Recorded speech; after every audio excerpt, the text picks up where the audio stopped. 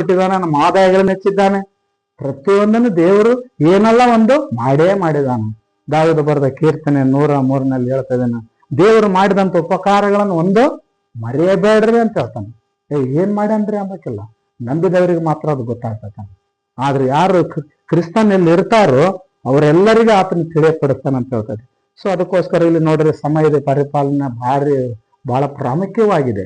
ಏನಪ್ಪಾ ಹೋಗ್ತಾ ಇದೆ ಬರ್ತದೆ, ನಾವು 1 ವರ್ಷ ಯಾವಾಗ ದಾಡ್ತೇವೆ ಅಂತ ಹೇಳಿದ ತಕ್ಷಣ ನಾವು ಈ ಡಿಸೆಂಬರ್ 31 ದಾಡ್ತಂದ್ರೆ ಜನವರಿ 1 ಬಂದಾಗ ಆ ದಿನ ಮಾತ್ರ ಖುಷಿ.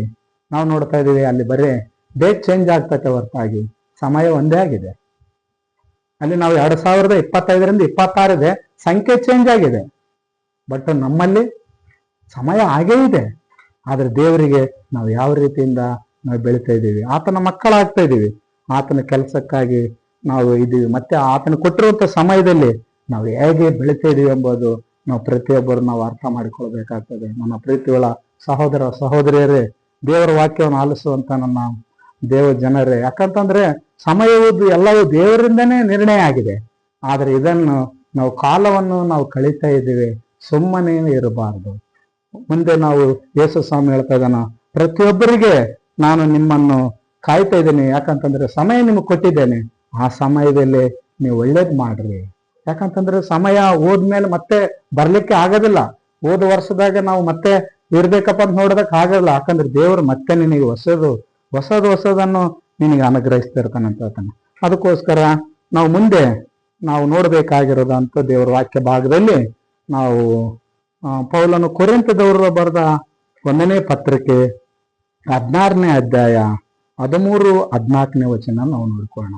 ಇಲ್ಲಿ ನಾವು ನೋಡ್ತಿರುವಾಗ ಪೌಲ ಅಲ್ಲಿ ತಿಮೋತಿಗೆ ಮುಂದೆ ಕಳಿಸೋದಕ್ಕೆ ಸೇವೆಗಾಗಿ ಕಳಿಸ್ತಾ ಇದ್ದಾನೆ. ಆತನಿಗೆ ಕೂಡ ಒಂದು ಸಮಯ ದೇವರು ಕೊಡ್ತಾ ಇದ್ದಾನೆ. ನೋಡಪ್ಪ ನನ್ನ ಸಹೋದರ, ಈಗ ನೆಕ್ಸ್ಟ್ ತಿಮೋತಿ ನಿಮ್ಮ ಬಳಿಗೆ ಬಂದಾಗ ಆತನು ಸಹ ದೇವ್ರ ಮಾತುಗಳನ್ನು ತಿಳಿಸ್ತಾ ಇದ್ದಾನೆ, ನೀವು ಆತನ ಬಗ್ಗೆ ತಿಳ್ಕೊಳ್ರಿ ಅಂದಾಗ 16ನೇ ಅಧ್ಯಾಯ 10 ಮತ್ತೆ 13-14ನೇ ವಚನದಲ್ಲಿ ಹೇಳ್ತಾ ಇದ್ದಾನ, ತಿಮೋತಿಯನ್ನು ಬಂದರೆ ಅವನು ನಿಮ್ಮ ಬಳಿಯಲ್ಲಿ ಭಯವಿಲ್ಲದೆ ಇರುವಂತೆ ನೋಡಿಕೊಳ್ಳಿರಿ. ಇಲ್ಲಿ ಪೌಲ ಮತ್ತೆ ತಿಮೋತಿ ಪ್ರತಿಯೊಬ್ಬರು ದೇವರ ಸ್ವಾರ್ಥಕ್ಕೆ ಸಾರದಕ್ಕೆ ಅವರು ಸಮಯ ಇಟ್ಕೊಟ್ರು ಅಂತ ನೋಡ್ತಾ ಇದೀವಿ. ನಾವಲ್ಲಿ ಅವರು ದೇವ್ರು ಹೇಳಿದ ಮಾತಿಗೆ ಅವ್ರು ಕೇಳ್ಬಿಟ್ರು, ಇಮಿಡಿಯೇಟ್ಲಿ ನಿರ್ಣಯಿಸ್ಕೊಂಡ್ರು, ಹೋಗ್ಬೇಕು, ನಾವು ದೇವ್ರ ಕೆಲಸ ಮಾಡ್ಬೇಕು, ದೇವ್ರು ನಮಗೆ ಕರೆದಿದ್ದಾನೆ, ನಮಗೆ ಸ್ವಲ್ಪ ಸಮಯ ಕೊಟ್ಟಿದ್ದಾನೆ, ಆ ಸಮಯದಲ್ಲಿ ನಾವು ದೇವ್ರ ಕೆಲಸ ಮಾಡ್ಬೇಕಂದಾಗ ಇಲ್ಲಿ ಪೌಲನು ತಿಮೋತಿಗೆ ಮುಂದೆ ಸಭೆಗೋಸ್ಕರ ಕಳಿಸ್ತಿದ್ದಾನೆ. ಆತನು ಕೂಡ ಏನ್ ಹೇಳ್ತಿದ್ದಾನಂದ್ರೆ 13-14ನೇ ವಚನದಲ್ಲಿ ಹೇಳ್ತಾ ಇದ್ದಾನ, ಎಚ್ಚರವಾಗಿರ್ರಿ, ಕ್ರಿಸ್ತ ನಂಬಿಕೆಯಲ್ಲಿ ದೃಢವಾಗಿ ನಿಲ್ಲಿರಿ, ಸೂರರಾಗಿರ್ರಿ, ಬಲಗೊಳ್ಳಿರಿ, ನೀವು ಮಾಡುವುದನ್ನೆಲ್ಲ ಪ್ರೀತಿಯಿಂದಲೇ ಮಾಡ್ರಿ. ಇವರು ದೇವರಿಗಾಗಿ ಆರಿಸಲ್ಪಟ್ಟವರಂತ ಇಲ್ಲಿ ನಾವು ಪೌಲ, ತಿಮೋತಿ, ಅಪೋಸ್ತಲರನ್ನ ಅನೇಕರು ಯೇಸು ಸ್ವಾಮಿ ಆದ ಮೇಲೆ ಸೇವೆ ಮಾಡಿದವ್ರು ಇವರೇ. ಆದ್ರೆ ಇವ್ರ ಕೆಲಸ ಏನಾಗಿತ್ತಂದ್ರೆ, ಏನ್ ದೇವರು ಯೇಸು ಕ್ರಿಸ್ತನ್ ಮಾಡಿದಂಥದ್ದೇನು, ನೀವು ಅಷ್ಟೇ ಮಾಡ್ರಪ್ಪ, ಜಾಸ್ತಿ ಏನಿಲ್ಲ, ನಿಮ್ಗೆ ಎಲ್ಲಾ ಅಧಿಕಾರ ನಾನು ನಿಮಗೆ ಕೊಡ್ತೀನಿ. ಫಸ್ಟ್ ನಾವು ನೋಡುವಾಗ ನೀವು ನನ್ನಲ್ಲಿ ನೆಲೆಗೊಂಡ್ರಿ, ನಾನು ನಿಮ್ಮಲ್ಲಿ ನೆಲೆಗೊಂಡಿರ್ತೀನಿ. ಯೇಸು ಸ್ವಾಮಿ ತನ್ನ ಜೀವಿತ ಕಾಲದಲ್ಲಿ ಅಲ್ಲಿ ಹೀಗೆ ಹೇಳ್ತಾ ಇದ್ದಾನ, ಯೋಹಾನ್ ಸುವಾರ್ತೆಯಲ್ಲಿ ನೋಡ್ರಿ, ಒಬ್ಬನು ನನ್ನಲ್ಲಿ ನಾನು ಅವನಲ್ಲಿದ್ರೆ ಅವರೇ ಹೆಚ್ಚಾಗಿ ಫಲ ಕೊಡಬೇಕು, ತಂದೆ ಕಾರ್ಯಗಳು ನಡೀಬೇಕು. ಆತನ ಹೀಗೆ ಹೇಳ್ತಾ ಇದ್ದಾನೆ, ಪರಲೋಕದಲ್ಲಿ ಭೂಲೋಕದಲ್ಲಿ ಎಲ್ಲಾ ಅಧಿಕಾರ ನನಗೆ ಕೊಡಲ್ಪಟ್ಟಿದೆ, ಆದ್ರಿಂದ ನೀವು ಹೊರಟು ಹೋಗಿರ್ರಿ, ನನ್ನ ಶುಭ ಸಮಾಚಾರ ನೀವೇನ್ ಮಾಡ್ರಿ, ಸಾರಿ ತಿಳಿಸಿ ಹೇಳ್ರಿ ಅಂತ ಆತನ. ಯಾಕಂತಂದ್ರೆ ಅದು ಒಂದು ಒಳ್ಳೇದು, ಇತರರಿಗೆ ಏನಪ್ಪಂತಂದ್ರೆ ಒಂದು ಒಳ್ಳೆ ಸಮಾಧಾನ, ಶಾಂತಿ. ದೇವರ ವಾಕ್ಯ ಶುಭವಾರ್ತೆ ಅಂತ ಹೇಳ್ತಾನೆ. ಒಂದ್ ವೇಳೆ ದೇವರೇ ಎಲ್ಲ ಉಂಟು ಮಾಡಿ ಬಿಟ್ಟಿದ್ದೀನಿ ಬಿಡಿ, ಇನ್ನು ಸಾಕು, ಯಾಕೆ ಇದೆಲ್ಲ ಮಾಡೋದಂತೇಳಿ ಅಂದ್ಕೊಂಡಿದ್ರೆ ಭೂಮಿ ಮೇಲೆ ಬರ್ತಿದ್ದಿಲ್ಲ. ಆದ್ರೆ ಆತನ ಚಿತ್ತ ಇದೆ. ಒಂದ್ ವೇಳೆ ನನ್ನನ್ನು ನೋಡ್ಯಾನಾದ್ರೆ ನಂಬ್ತಾರ, ಒಂದ್ ವೇಳೆ ಕೇಳಾದ್ರೆ ನಂಬಬಹುದಾ?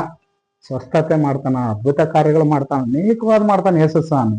ಅವ್ರಿಗೆ ಹೀಗೆ ಹೇಳ್ತಾ ಇದ್ದಾನ, ನೋಡ್ರಿ, ನಾನು ತಂದೆಯಲ್ಲಿ ಬಳಿಯಿಂದ ಬಂದಿದ್ದೇನೆ, ನೀವು ನನ್ನ ಬಳಿಗೆ ಬರ್ಬೇಕಾದ್ರೆ ಮತ್ತೆ ನೀವು ನನ್ನನ್ನು ಹಿಂಬಾಲಿಸಿರಿ, ನನ್ನನ್ನು ಅನುಸರಿಸಿರಿ ಅಂತ ಹೇಳ್ದ ಯೇಸು ಸ್ವಾಮಿ. ನೋಡುವಾಗ ಅವರು ಬೆಸ್ತರಾಗಿ ಅವರು ಪ್ರಯಾಸ ಪಡ್ತಿರುವಾಗ ಸ್ವಾಮಿ ನೋಡಿ ಅವರಿಗೆ, ನಿಮ್ಗೇನ್ ಬೇಕು, ಊಟ ಬೇಕಲ್ಲ, ಊಟ ಕೊಡ್ತೀನಿ, ಆದ್ರೆ ಅದರಿಗೆ ನೀವು ಶಾಶ್ವತವಾಗಿರುವಂತ ಜೀವನ ನೋಡಿಕೊಳ್ಳ್ರಿ, ನಿತ್ಯ ಜೀವ ನೋಡಿಕೊಳ್ಳ್ರಿ ಅಂತ ಹೇಳಿ.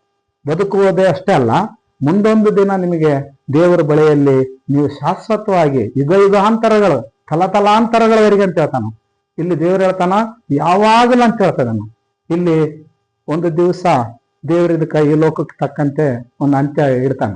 ಯಾಕಂತಂದ್ರೆ ನಾನು ಬೇಗನೆ ಬರ್ತೇನೆ, ಪ್ರತಿಯೊಬ್ಬನಿಗೆ ಅವನವನ ಕೆಲಸದ ತಕ್ಕಂತೆ ನಾನು ಏನ್ ಮಾಡ್ತೀನಿ, ಅವನಿಗೆ ಬಹುಮಾನ ಕೊಡ್ತೀನಿ ಅಂತ ಹೇಳ್ತಾರೆ. ಯಾಕಂತಂದ್ರೆ ನಾವು ಮೊದಲು ಎಲ್ಲಿದ್ವಿ ಅಂತ, ದೇವರು ಉಂಟಾಗೋದಕ್ಕಿಂತ ಮೊದಲೇ ದೇವ್ರ ತಲೆನೇ ಇದ್ವಿ. ನೀವು ಆದಿ ಕಾಂಡದಾಗ ಓದಿದಾಗ ದೇವರು ಫಸ್ಟ್ ಮನುಷ್ಯರನ್ನು ನಿರ್ಮಾಣ ಮಾಡೋದಕ್ಕೆ ಯೋಜನೆ ಮಾಡಿದಾಗ ಮನುಷ್ಯರು ಇದ್ದರಂತೇಳಿ ನಾವು ನೋಡ್ತಾ ಇದ್ದೀವಿ. ದೇವದೂತರಾಗಿದ್ರು. ಅವರು ಭೂಮಿಗೆ ಬರ್ಬೇಕಂದ್ರೆ ಪರಲೋಕದಿಂದ ಭೂಲೋಕಕ್ಕೆ ಬಂದಿದ್ದಾರೆ. ಮತ್ತೆ ಭೂಲೋಕದಿಂದ ವಾಪಸ್ ಎಲ್ಲಿಗೆ ಹೋಗ್ಬೇಕು, ಪರಲೋಕಕ್ಕೆ ಹೋಗ್ಬೇಕು. ಮತ್ತೆ ನಮ್ಮಲ್ಲಿ ಬದಲಾವಣೆ ಆಗ್ಬೇಕಂತ. ನಾವು ಹೀಗೆ ಅಂತ ಹೇಳಿಲ್ಲ, ಒಂದು ಸಲ ಚಾನ್ಸ್ ಕೊಡ್ತಾನೆ ದೇವ್ರು, ಮತ್ತೆ ಸಮಯ ಕೊಡ್ತಾನ, ಮತ್ತೆ ಬದಲಾವಣೆ ಆಗಬೇಕ ಕೊಡ್ತಾನೆ, ಮತ್ತೆ ಕ್ಷಮಿಸ್ತಾನ, ಮತ್ತೆ ಆತನ ಬಳಿಗೆ ಹೆಂಗಾದ್ರೂ ಮತ್ತೆ ಬರಬೇಕಂತ ಹೇಳ್ತಾನ. ಒಂದು ಆತ್ಮವು ನಶಿಸಬಾರದು, ಒಬ್ಬರು ಕೆಟ್ಟು ಹೋಗಬಾರ್ದು ಎಂಬುದೇ ದೇವರ ಉದ್ದೇಶವಾಗಿದೆ ಅಂತೇಳಿ ದೇವರ ವಾಕ್ಯದಲ್ಲಿ ತಿಳಿಸ್ತದಾನೆ. ಅದಕ್ಕೋಸ್ಕರ ನಾವು ಹೆಂಗಿರ್ಬೇಕಪ್ಪ ಅಂತಂದ್ರೆ ನಂಬಿಗಸ್ತರಾಗಿರ್ಬೇಕಂತ ಹೇಳ್ತಾನೆ. ದೇವರು ನಮಗೆ ಭೂಮಿ ಮೇಲೆ ಕಳಿಸಿದಾಗ ನೀವು ಯಾರನ್ನ ನಂಬಬೇಕು, ತಂದೆಯಾದ ದೇವರ ಮೇಲೆ ನಂಬಿಕೆ ಇಡಬೇಕು. ನಾವು ನೋಡುವಾಗ ಹಿಂದೆ ನಮ್ಮ ಹಿರಿಯರು ಅಬ್ರಾಮ್, ಇಸಾಕ್, ಯಾಕೋಬರ್ ನಾವು ನೋಡ್ತಾ ಇದೀವಿ. ಅವರು ದೇವರನ್ನು ನಂಬಿಗಸ್ತರಾಗಿ ನೀಡುತ್ತಿದ್ರು. ಮನುಷ್ಯರು ಹೆಂಗಿದ್ರು, ದಯವುಳ್ಳವರಾಗಿ, ಕರುಣೆ ಉಳ್ಳವರಾಗಿ ಒಬ್ಬರಿಗೊಬ್ಬರು ಸೇರಿಸ್ಕೊಳ್ತಾ ಇದ್ರು. ಅದೇ ಒಂದು ದೇವರ ಮನಸ್ಸು ಇಲ್ಲಿ ನಾವು ನೋಡ್ತಾ ಇದೀವಿ. ದೇವರು ಯಾರು ಎಂದು ಕಂಡಿಲ್ಲ. ದೇವರು ಸ್ವಂತ ತನ್ನ ಸ್ವರೂಪವನ್ನು ಅವರಲ್ಲಿ ಉಂಟು ಮಾಡಿದ ಮೇಲೆ ದೇವರಂತೆ ಆಲೋಚನೆ ಮಾಡೋದು, ದೇವರಂತಾನೇ ತಿಳ್ಕೊಳ್ಳೋದು, ಒಬ್ಬರನ್ನೊಬ್ಬರನ್ನ ಸೇರಿಸ್ಕೊಳ್ಳೋದು, ಇಷ್ಟೇ, ಏನಿಲ್ಲ ಇದರಲ್ಲಿ. ನಾವು ಒಬ್ಬರಿಗೊಬ್ಬರು ಕರುಣಿಸುವಂತ ದಯ ತೋರಿಸೋದು ಅಂತ ಹೇಳ್ತಾನೆ. ನೋಡ್ರಿ, ಆ ಒಂದು ಮನಸ್ಸುಗಳನ್ನೆಲ್ಲ ನಿಮ್ಮ ಹಿರಿಯರದ ಎಲ್ಲಗಳನ್ನು ನಿಮಗೆ ಹಿರಿಯರೇ ಸಹಾಯಕರಾಗಿರ್ತಾರಂತಂದಾಗ ನಾವು ನೋಡ್ತಾ ಇದೀವಿ, ಹಿಂದೆ ನೋಡ್ತಾ ಇದೀವಿ, ದೇವರು ಅವ್ರನ್ನು ಕೈ ಬಿಡ್ಲಲ್ಲ. ಅವ್ರ ನಂಬಿಕೆಯಲ್ಲೇ ಮುಂದೆ ಸಾಗಿದ್ರು. ಅವರಿಗೆ ನಾವು ನೋಡ್ತಾ ಇದೀವಿ, ಇಸ್ರಾಯೇಲ್ ಜನರು ಅಲ್ಲಿ ನಾವು ನೋಡ್ತಿರುವಾಗ ಬಾಣಿಸ್ತಾನ ಇರುವಾಗ ಇವ್ರನ್ನ ಬಿಟ್ಟು ಐಗುಪ್ತದಿಂದ ಕಾನಾನಿಗೆ ನಾನು ತೆಗೆದುಕೊಂಡು ಹೋಗ್ಬೇಕಂತ ದೇವರ ಆಲೋಚನೆ ಮಾಡುವಾಗ ಮೋಶೆ ಹೇಳ್ತಿದ್ದ, ಸುಮ್ಮನೆ ಅವ್ರನ್ನ ತೆಗೆದುಕೊಂಡು ನೀನ್ ಬರ್ತಾ ಇರ್ಬೇಕು ಅಂತ. ಅವ್ರು ಹೋಗುವ ಪ್ರಯಾಣ ಹೇಗಿತ್ತು, 40 ದಿವಸ ಇತ್ತು, ಅವರಿಗೆ 40 ವರ್ಷ ಆಗಿತ್ತು ಅಂತೇಳಿ ಬರ್ದಿದ್ದು ವಾಕ್ಯ. ಅದಕ್ಕ ನಾವು ನೋಡುವಾಗ ಅವರಲ್ಲಿ ನಂಬಿಕೆ ಇರಲಿಲ್ಲ. ಅವರಿಗೆ ಎಲ್ಲ ದೇವ್ರು ನೋಡ್ಕೊಳ್ತಿದ್ದ, ಹಗಲಿನಲ್ಲಿಯೂ ರಾತ್ರಿಯಲ್ಲಿಯೂ ನೋಡ್ಕೊಳ್ತಾ ಇದ್ದ. ಅವ್ರಿಗೇನ್ ಕಡಿಮೆ ಆಗಿತ್ತು, ನಂಬಿಕೆ ಕಡಿಮೆ ಆಗಿತ್ತು. ಯಾಕಂತಂದ್ರೆ ಯಾರು ಹುಟ್ಟಿದಾಗ ತಕ್ಷಣ ಅವರಿಗೆ ಅರ್ಥ ಆಗೋದಿಲ್ಲ. ಕಾಲಕ್ರಮೇಣ ಅವ್ರು ಬೆಳೆದ ಮೇಲೆ ಗೊತ್ತಾಗ್ತದೆ ಯಾವುದು ಸತ್ಯವುದು, ಯಾವುದು ಒಳ್ಳೇದು, ಯಾವುದು ಯೋಗ್ಯವಾಗಿದೆಯೋ, ಯಾವುದದು ಒಳ್ಳೇದಾಗಿದೆ ಅಂತೇಳಿ ಅವ್ರಿಗೆ ತಿಳಿಯಪಡಿಸ್ತಾನಂತ. ಯಾಕಂದ್ರೆ ಸಮಯ ದೇವ್ರಿಗೆ ಕೊಡಬೇಕು, ಕೇಳಬೇಕಲ್ಲಿ, ಅವಾಗ ಮಾತ್ರ ನಮಗೆ ದೇವ್ರು ತಿಳಿಯಪಡಿಸ್ತಾನೆ. ನೋಡ್ರಿ, ಅವ್ರು ಏನ್ ಮಾಡ್ತಾ ಇದ್ರು, ಅವ್ರು ಗುಣಗಾಡ್ತಾ ಇದ್ರು, ಆದ್ರೂ ಕೂಡ ದೇವ್ರು ಅವ್ರನ್ನ ಕೈ ಬಿಡ್ಲಿಲ್ಲ. ಬರ್ತಾ ನಾವು ನೋಡುವಾಗ ಅವ್ರನ್ನ ತಾನು ಹಾಲು ಜೇನು ಹರಿಯುವ ಐಗುಪ್ತ ದೇಶದಿಂದ ಕಾನಾನ್ ದೇಶಕ್ಕ ನಡೆಸಿದ್ದೀನಿ ಅಂತೇಳಿ ನಾವು ನೋಡ್ತಾ ಇದೀವಿ. ಇವತ್ತು ನಮ್ಮನ್ನು ಸಹ ದೇವ್ರು ಹೇಳ್ತಿದ್ದಾನೆ, ಶಾಶ್ವತವಾಗಿ ನೀವು ಇರ್ಬೇಕಂತೇಳಿ ನಾನು ಇಷ್ಟಪಡ್ತೀನಿ ಅಂತ ಹೇಳ್ತಾನೆ. ದೇವ್ರು ಯಾವಾಗಲೂ ನಿರಂತರವಾಗಿದ್ದಾನೆ, ಸದಾಕಾಲ ಇರ್ತಾನೆ ಅಂತ ಹೇಳ್ತಾನ. ಆತನ ಮಕ್ಕಳಾಗಿರುವಂತವ್ರು ನಾವು ಸಹ ಹೆಂಗಿರ್ಬೇಕಂತ, ಯಾವಾಗಲೂ ನಾವು ಆತ್ಮೊಟ್ಟಿಗೆ ಇರ್ಬೇಕಂತ ಹೇಳ್ತಾನೆ. ಈಗ ನಾವು ದೇಹದೊಟ್ಟಿಗೆ ಆತ್ಮದೊಟ್ಟಿಗೆ ಭೂಲೋಕದಲ್ಲಿದ್ದಾಗ ನಾವು ತಿರುಗಿ ಆತ್ಮನೊಟ್ಟಿಗೆ ಮೊದಲು ತನ್ನ ಆತ್ಮವನ್ನು ನಮ್ಮಲ್ಲಿ ಹಾಕಿ ತಿರುಗಿ ಮತ್ತೆ ನಾವು ಬದುಕಿಯವರನ್ನಾಗಿ ಮಾಡಿ ನಮಗೆ ಆಯುಸ್ ಕೊಟ್ಟು ಸಮಯ ಕೊಟ್ಟು ಒಂದು ದಿವಸ ಮತ್ತೆ ಇದರಿಂದ ನಮ್ಮನ್ನು ಬಿಡುಗಡೆ ಮಾಡಿ ಮತ್ತೆ ಆತ್ಮ ಬಳಿಗೆ ನಮ್ಮನ್ನು ಸೇರಿಸ್ಕೊಳ್ತಾನಂತ. ಅಲ್ಲಿ ನಾವು ನೋಡ್ತಾ ಇದೀವಿ, ದೇವರ ಬಳಿಯಲ್ಲಿ ನಿರ್ನಿತ್ಯದಲ್ಲಿ ನಾವು ಒಂದಾಗಿರ್ತೀರಿ ಅಂತ ದೇವರು ಯೇಸು ಸ್ವಾಮಿಯಲ್ಲಿ ನಮಗೆ ತಿಳಿಸ್ತಿದ್ದಾನೆ. ನೋಡ್ರಿ, ಅದಕ್ಕೋಸ್ಕರವಾಗಿ ಎಚ್ಚರವಾಗಿರ್ರಿ, ಕ್ರಿಸ್ತ ನಂಬಿಕೆಯಲ್ಲಿರ್ರಿ, ದೃಢವಾಗಿರ್ರಿ, ನಿಲ್ಲಿರಿ, ಶೂರರಾಗಿರ್ರಿ, ಬಲಗೊಳ್ಳಿರಿ, ನೀವು ಮಾಡೋದನ್ನೆಲ್ಲ ಪ್ರೀತಿಯಿಂದಲೇ ಮಾಡ್ರಿ ಅಂತೇಳಿ ಅಲ್ಲಿ ನಾವು ನೋಡ್ತಾ ಇದ್ದೀವಿ. ತಿಮೋತಿ ಆ ಒಂದು ಸಭೆಯವರಿಗೆ ಹೇಳ್ತಾ ಇದ್ದಾನ. ಇವತ್ತಿಂದಲೇ ನಾವು ಸಹ ಯಾವ ರೀತಿಯಿಂದ ನಾವು ಎಚ್ಚರವಾಗ್ತಾ ಇದ್ದೀವಿ, ಯಾವ ರೀತಿಯಿಂದ ನಾವು ಕ್ರಿಸ್ತ ನಂಬಿಕೆಯಲ್ಲಿದ್ದೇವೆ. ಎಚ್ಚರ ಅಂತಂದ್ರೆ ನಾವು ನೋಡುವಾಗ ಇಲ್ಲಿ ಗತಿಸಿ ಹೋಗುವಂತ ಸಮಯದ ಬಗ್ಗೆ, ಹಿಂದೆ ನಮಗೆ ಯಾವ ರೀತಿಯಿಂದ ನಾವು ಕೆಲಸ ಮಾಡಬೇಕಾಗಿತ್ತು, ನಾವು ಸುಮ್ಮನೆ ಕಾಲ ಕಳೆದಿವ ಇಲ್ಲ, ಅಥವಾ ಮುಂದೆ ನಮಗೆ ಈ ವರ್ಷ ಕೊಟ್ಟಿದ್ದಾನೆ, ದೇವರು ಈ ವರ್ಷದಲ್ಲಿ ನಾವು ಏನ್ ಮಾಡಬೇಕು ಅದನ್ನು ನಿರ್ಣಯ ಮಾಡಿಕೊಳ್ಬೇಕು. ಅದಕ್ಕೋಸ್ಕರ ನಮ್ಮನ್ನು ದೇವರು ಹಾಗೆ ಬಿಡ್ಲಾರ್ದೆ ತನ್ನ ಕೆಲಸದಲ್ಲಿ ನಮ್ಮನ್ನು ಉಪಯೋಗಿಸ್ಕೊಳ್ಳೋಕೆ ಇಷ್ಟಪಡ್ತಾನಂತೆ. ಅದಕ್ಕೋಸ್ಕರ ನಾವು ಮುಂದೆ ನಾವು ನಂಬಿಗಸ್ತರಾಗಿ ಯಾವ ರೀತಿಯಿಂದ ಉಳ್ಕೊಳ್ಬೇಕು ಎಂಬುದರ ಮೂಲಕ ದೇವರ ವಾಕ್ಯ ತಿಳಿಸ್ತದೆ. ಇಲ್ಲಿ ಯಾಕೋಬನ ಬರೆದ ಪತ್ರಿಕೆ 2ನೇ ಅಧ್ಯಾಯ 14ನೇ ವಚನದಲ್ಲಿ ನಾವು ನೋಡುವಾಗ, ನಂಬಿಕೆ ಮಾತ್ರ ಸಾಲದು, ನಡತೆಯೂ ಬೇಕೆಂಬ ಬೋಧನೆ. ನಂಬಿಕೆ ನಡತೆ ಇವೆರಡೂ ನಾವು ಅದು ಒಂದಾಗಿರ್ತದೆ ಅಂತ ಹೇಳ್ತದೆ. ನನ್ನ ಸಹೋದರೇ, ಒಬ್ಬನು ತನಗೆ ನಂಬಿಕೆ ಉಂಟೆಂದು ಹೇಳಿಕೊಂಡು ತನ್ನ ಕ್ರಿಯೆಗಳಿಲ್ಲದವನಾಗಿದ್ದರೆ ಪ್ರಯೋಜನವೇನು?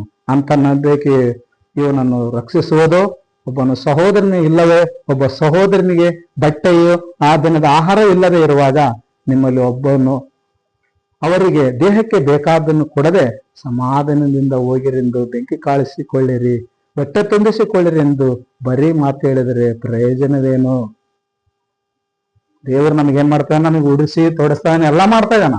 ಆದರೆ ಅನೇಕರಿಗೆ ಇನ್ನು ದೇವರ ಬಳಿಗೆ ಬರೋವರಿಗೆ ದೇವರು ಎಲ್ಲ ಒದಗಿಸಿ ಕೊಡ್ತಾನೆ ಅಂತ ಹೇಳ್ತಾ ಇದ್ದಾನ. ಫಸ್ಟ್ ನಾವು ನಂಬಿಗಸ್ತರಾಗಿ ನಾವು ಕೇಳ್ಕೊಳ್ಬೇಕು, ನಾವು ಬೇಡಿಕೊಳ್ಬೇಕು.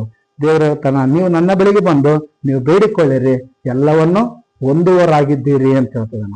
ಅದಕ್ಕೋಸ್ಕರವಾಗಿ ಇಲ್ಲಿ ನೋಡ್ರಿ, ನಾವು ಪ್ರತಿಯೊಬ್ಬರು ನಂಬಿಕೆಯಿಂದಲೇ ನಾವು ನಿರ್ಣಯಿಸಲ್ಪಡುವರಾಗ್ತೀವಿ ಅಂತ ಹೇಳ್ತಾನೆ. ಹಿಂದೆ ನಮ್ಮ ಹಿರಿಯರು ಅಬ್ರಾಮನು ಅದೇ ಆತನು ಬದುಕಿದಾಗ ಆತನು ದೇವರ ಆತನಲ್ಲಿ ಎಂತ ನಂಬಿಕೆಯನ್ನು ನೋಡ್ತಾ ಇದ್ದಾನೆ ನೋಡ್ರಿ. ದೇವರು ಎಲ್ಲ ಕೊಟ್ಟಿದ್ದ, ಭೌತಿಕವಾಗಿ ಆತನಿಗೆ ಬೇಕಾಗಿರುವಂತದ್ದು ಎಲ್ಲ ಇತ್ತು. ಆದ್ರೆ ಆತನಿಗೆ ಮಕ್ಕಳಿದ್ದಿಲ್ಲ, ಮಗನಿದ್ದಿಲ್ಲ. ಆದ್ರೆ ಆ ಸಮಯದಲ್ಲಿ ದೇವ್ರ ಆತನ ನೋಡ್ತಾ ಇದ್ದ. ಈತನೇನ್ ದೇವ್ರಿಗೆ ಗುಣಗಾಡ್ತದನ, ಬೈತದನ, ಅಂತದನ ಅಂದಾಗ ನಾವು ಅಲ್ಲಿ ನೋಡ್ತಾ ಇದೀವಿ. ಲಾಸ್ಟಿಗೆ ನೋಡೋಣ ಈತನಿಗೆ ಮತ್ತೆ ಮಗನ್ ಕೊಡೋಣ ಅಂತೇಳಿ ಅಲ್ಲಿ ಮತ್ತೆ ನಾವು ಸಾರಳ ಕುಮಾರ್ತಿಗೆ ಮತ್ತೆ ಮಗನ್ ಕೊಟ್ಟಿರಂತದ್ದು ನಾವು ನೋಡ್ತಾ ಇದೀವಿ. ಆ ಒಂದು ನಂಬಿಕೆಯಿಂದ ಅಲ್ಲಿ ಅಷ್ಟು ದಿನಗಳವರೆಗೆ ಆತನ ಕಾದುಕೊಂಡು ಪಡ್ಕೊಂಡು ಮಗನ ಮೇಲೆ ಮತ್ತೆ ಆತನ ದೇವರಿಗೆ ಅಬ್ರಾಮ್ ನೀನು ಯಜ್ಞ ಮಾಡು, ಈ ದಿನದಲ್ಲಿ ನಿನ್ನ ಮಗನನ್ನೇ ನನಗೆ ಸಮರ್ಪಿಸು ಅಂದಾಗ ಆತನಿಗೆ ಪರೀಕ್ಷೆ ಬಂತು. ಆ ಟೈಮ್ನಲ್ಲಿ ಹಿಂದೆಗೆ ಇದೆ ಬೇರೆ ಆಲೋಚನೆ ಮಾಡದೆ ಆತನ ಮನೆಗೆ ಕೂಡ ಹೇಳಿಲ್ಲ. ಯಾಕಂದ್ರೆ ಬೇಡ ಅಂತೇಳಿ ಆತನ ಭಂಗ ಮಾಡ್ತಾವೆ ಅಂತೇಳಿ ಆ ಎಂಟಿಗೆ ಹೇಳಾರ್ದಂಗೆ ಹೋಗಿ ಆ ಸೇವಕನನ್ನು ಆ ಮಗನನ್ನು ತೆಗೆದುಕೊಂಡು ಅಲ್ಲಿ ಬೆಟ್ಟದ ಮೇಲೆ ಮಗನನ್ನು ದೇವರಿಗೆ ಸಮರ್ಪಣೆ ಮಾಡೋದಕ್ಕೆ ಸಿದ್ಧನಂತ. ನೋಡ್ರಿ ಎಂತ ಮನಸ್ಸು ನಾವು ಇಲ್ಲಿ ನೋಡ್ತಾ ಇದೀವಿ. ಮನುಷ್ಯರಾದಂಥವರಿಗೆ ಆ ಮನಸ್ಸು ಬರ್ಬೇಕಪ್ಪ ಅಂದ್ರೆ ಸಾಧಾರಣ ಮಾತಲ್ಲ ಅದು. ದೇವರು ಲಾಸ್ಟಿಗೆ ಕೊಟ್ಟಾನ, ವಯಸ್ಸಾದ್ಮೇಲೆ ಮಗನ್ ಕೊಟ್ಟಾನ, ಮತ್ತೆ ಕೊಟ್ಟರು ದೇವ್ರ ಏನ್ ಮಾಡ್ತದಾನ? ಸರಿ ಸಮರ್ಪಿಸ್ತೀಯಾ ಅಬ್ರಾಮ್ ನೋಡು ಅಂದಾಗ ದೇವರೇ ನೀನ್ ಕೊಟ್ಟಿದ್ದ ನಿನಗೆ ನಾನು ಸಮರ್ಪಿಸಕ್ಕೆ ಏನಾಯ್ತು ಅಂದಾಗ ಆತನ ನಂಬಿಕೆಯನ್ನು ನೋಡಿ ನೆಚ್ಚಿಸಿ ಆತನ ಆಶೀರ್ವಾದ ಮಾಡ್ತಾ ಇದ್ದಾನ.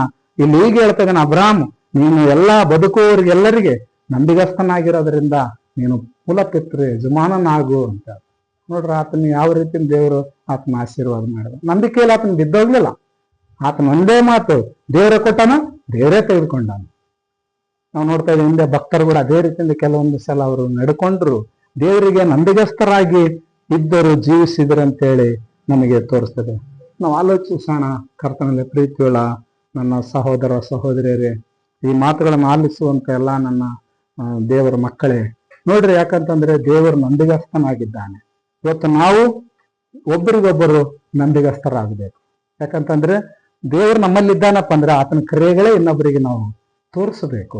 ಒಂದು ವೇಳೆ ನಾವು ಇತರರಂತೆ ನಿನಗೆ ನಂಬಿಕೆ ಇದೆ ಎಲ್ಲ ನೀನು ಪಡ್ಕೋ ಅಂತಂತೇಳಿ ಒಬ್ಬ ಸಹೋದರನಿಗೆ ಆತನು ನಾವು ನೆರವಾಗಲಿದ್ದರೆ, ಒಂದು ವೇಳೆ ದಯ ತೋರಿಸಲಿದ್ರೆ ನೋಡ್ರಿ, ದೇವರೇ ನಮಗೆ ದಯ ತೋರಿಸೋದಕ್ಕಾಗಿ ಇಲ್ಲಿ ದೀನನಾಗಿ ತಾನು ನರಾವತರಿಸಿ ನಮ್ಮ ಮಧ್ಯದಲ್ಲಿ ಬಂದನು.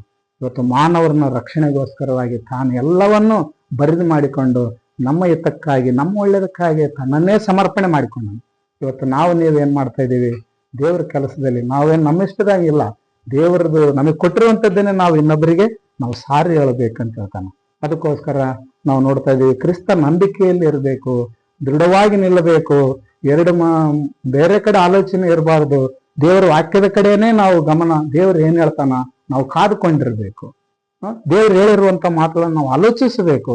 ಪವಿತ್ರಾತ್ಮನಿಗೆ ಅವಕಾಶ ಕೊಡಬೇಕು. ಅವಾಗ ದೇವರು ನಮ್ಮನ್ನು ಎಲ್ಲಾ ರೀತಿಯಿಂದ ಕೈ ಹಿಡಿದು ನಡೆಸ್ತಾನಂತ ಹೇಳ್ತಾನೆ. ಯಾಕಂತಂದ್ರೆ ಅದನ್ನು ಕಾಲವನ್ನು ಈ ಒಂದು ಸಮಯವನ್ನು ಸುಮ್ಮನೆ ಕಳೆದುಕೊಳ್ಳದೆ ಅದನ್ನು ಬೆಲೆಯುಳ್ಳದೆಂದು ಉಪಯೋಗ ಮಾಡಿಕೊಳ್ಳ್ರಿ ಅಂತ ಹೇಳಿ ಮುಂದೆ ನಾವು ಪತ್ರಿಕೆ ಭಾಗಗಳಲ್ಲಿ ನಾವು ನೋಡ್ತಾ ಇದ್ದೀವಿ. ಯಾಕಂತಂದ್ರೆ ಪ್ರತಿಯೊಂದಕ್ಕೂ ದೇವರು ತಾನು ಮಾಡಿರುವಂಥದ್ದು ಒಂದು ಸಮಯ ಅದು ಒಳ್ಳೇದಂತ ನೆನೆಸಿ ಅದರಲ್ಲಿ ನಾವು ಜೀವಿಸ್ತಾ ಇದ್ದೇವೆ. ಯಾಕಂತಂದ್ರೆ ನಮಗೆ ಕೊಟ್ಟಿರುವಂತ ಸಮಯದಲ್ಲೇ ಈ ಬದುಕಿರುವಂತ ದಿನಗಳೊಳಗಾಗಿ ನಾವು ಪರಿಪೂರ್ಣವಾಗಿ ಕ್ರಿಸ್ತನನ್ನು ನಂಬಿ ದೇವರ ಮಕ್ಕಳಾಗಿ ಆತನ ರಾಜ್ಯದಲ್ಲಿ ನಾವು ಸೇರೋದಕ್ಕೆ ಪ್ರಯಾಸ ಪಡೋಣ. ದೇವರು ಕೊಟ್ಟಂತ ವಾಕ್ಯವನ್ನು ಆಶೀರ್ವದಿಸಲಿ. ಆಮೇಲೆ